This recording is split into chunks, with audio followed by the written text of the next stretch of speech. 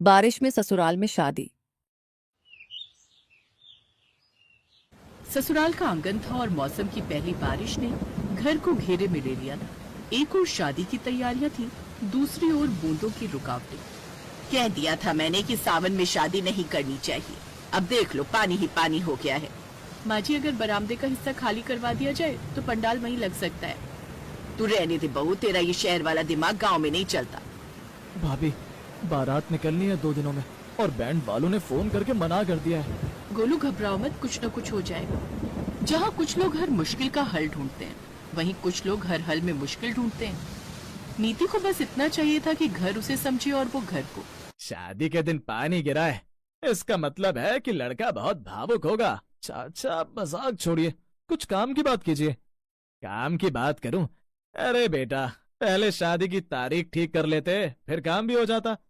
चाचा जी, अब जब मौसम साथ नहीं दे रहा तो हम सबको मिलकर हालात को मात देनी चाहिए। शहर की बहू ने पहली बार गांव की सभा में अपने विचार रखे, पर एक विचार जब बिना परंपरा के पंख फैलाता है तो पुराने लोग उसे तूफान मान बैठते हैं। नीति बहू, शादी है, कोई कॉर्पोरेट इवेंट नहीं। यहाँ लोग मोबाइल की लाइट से नहीं, दीपक से मंडप रोशन करते हैं। दीपक में रोशनी कम नहीं होती ताई, बस उसे हवा से बचाना पड़ता है, और मैं बस यही कर रही हूँ। बहू, तू ये सब करने के लिए आई है या सिर्फ सलाह देने? माँ जी, घर का हिस्सा बनने के लिए आई हूँ। अब इसका तरीका भले मेरा हो, मकसद तो वही है। गांव में कोई भी बदलाव अपने साथ संशय लाता है, और बहू का हर सुझाव उसकी नीयत नहीं, उसकी परवरिश से तौला जा रहा था। भाभी, मंडप की जगह के नीचे पानी भर गया, हलवाई भी चूल्हा नहीं जला पा रहा। गोलू, क्या पिछली बार वाली ईंटें कहीं पड़ी हैं? हाँ, गोदाम में है। उन्हें लगवाओ, प्लास्टिक की शीट मंगवाओ, नीचे से सीलिंग करवा दो। फिर वही मैनेजमेंट का ज्ञान। ज्ञान हो या अनुभव, हर घर के काम आए तो बुरा क्या है। नीति अब बहस नहीं कर रही थी, बल्कि कुछ कर दिखाने के लिए रास्ते बना रही थी। लेकिन हर पहल कदम के आगे एक परंपरा एक दीवार बनकर खड़ी हो जाती थी। बारात के घोड़े का क्या इंतजाम किया है? घोड़े वाला कह रहा है कि रास्ता दलदल है, वो नहीं ला सकता। तो बैलगाड़ी का इंतजाम कीजिए, सजवा दीजिए, उसी में दूल्हा जाएगा। गांव का अंदाज रहेगा और रास्ता भी संभलेगा। अरे वाह, शहर वाली बहू ने बैल की बात कर दी भाई, चमत्कार। बिना पूछे कुछ न करना बहू, ये घर है, तेरा ऑफिस नहीं।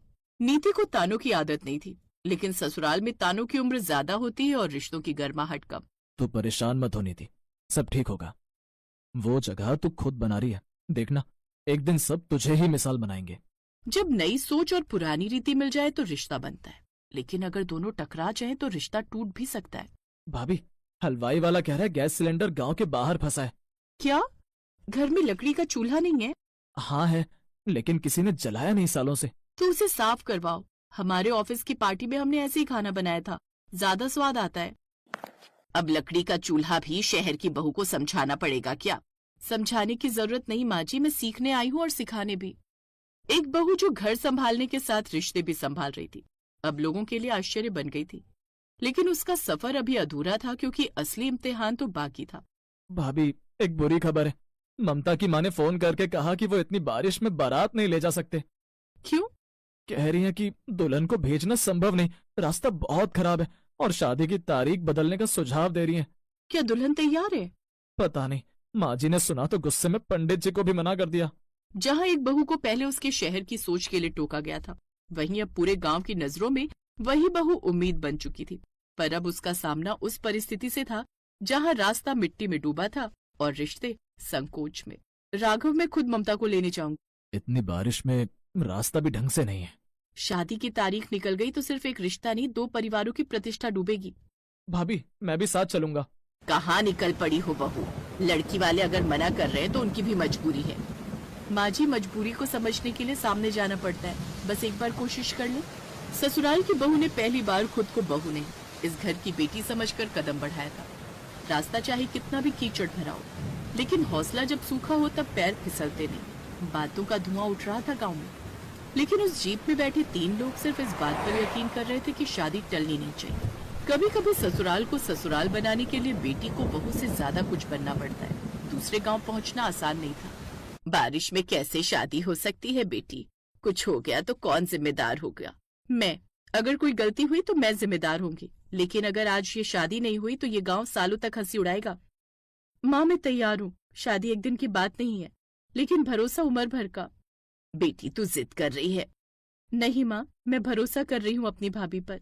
जहाँ लड़कियां बरसों इंतजार करती हैं किसी बहन जैसी भाभी के लिए, ममता ने पहली बार उसे पाया था और शायद इसलिए उस दिन एक दुल्हन बहू के साथ निकली थी, बरसात में आशीर्वाद के साथ। जिस गांव में शादी सिर्फ लड़के वालों की जिम्मेदारी मानी जाती थी, वहाँ आज एक बहू दुल्हन को हाथ पकड़कर वापस ला रही थी। और ठीक वैसे ही हुआ। आ गए हम, ममता को ले आए हैं। हे भगवान, सच में। माँ जी, शादी का मुहूर्त अभी बचा है। अगर हम सब मिलकर जल्दी तैयारी करें तो सब हो जाएगा। तूने आज दिखा दिया कि तू सिर्फ इस घर की बहू नहीं, इज्जत भी है। कभी कभी घर को रिश्ते जोड़ने वाली बहू नहीं, इमारत जोड़ने वाला स्तंभ चाहिए होता है। और उस दिन नीति ने सिर्फ शादी नहीं करवाई, बल्कि विश्वास की नींव डाली। भाभी, आप ना होती तो मेरी शादी ना होती। अब से तुम्हारी जिम्मेदारी ममता है और ममता की जिम्मेदारी तुम। तुमने बहुत कुछ सहा और फिर भी खुद को नहीं छोड़ा। शादी को निभाने के लिए जिद से नहीं, समझदारी से काम लेना होता है। बहू, आंगन की मिट्टी में जब तेरा पैर पड़ा था तब लगा था तू इसमें ढल नहीं पाएगी, लेकिन अब लगता है तेरे बिना ये घर अधूरा है। और जब दुल्हन की विदाई हो रही थी तब बारिश फिर से शुरू हो गई, लेकिन अब वो रुकावट नहीं थी। वो साक्षी थी उस बहू के संघर्ष की, जो अब ससुराल की पहचान बन चुकी थी। भाभी, मैं कभी नहीं भूलूंगी जो आपने मेरे लिए किया। जो कोई नहीं करता वही याद रहता है। कभी कभी रिश्तों में भाषा नहीं होती, बस भाव होते हैं, और जब भाव बरसते हैं तो हर दीवार पिघल जाती है। अब की शादी की कहानी सुनाई जाएगी बहू के नाम से, ना कि बैंड बाजे से। अच्छा है, अब की जेठानी होशियार है, देवरानी को भी सिखा देगी। चल बहू, अब तेरे हाथ की चाय पीनी है। अभी लाई माँ जी, लेकिन ध्यान रहे, अब ये घर मेरा भी है। जिस शादी को बारिश में डूबना था उसने एक घर को खड़ा कर दिया, और जिस बहू को पर्दे के पीछे रहना था उसने परिवार की कहानी का पहला पन्ना खुद लिखा। क्योंकि रिश्ते तभी मजबूत होते हैं जब कोई बहू उन्हें भीगने से बचा लेती है।